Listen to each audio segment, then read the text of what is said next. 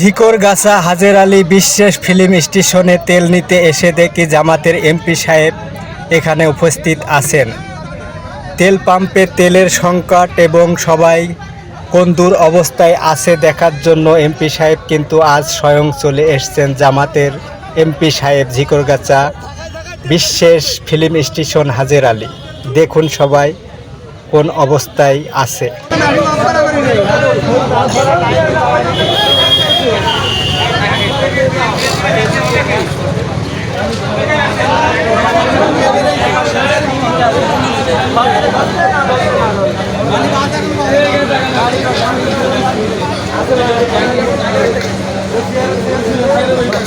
ঢাকায় ঢাকায় করতেছে তেলারা বাঁচতে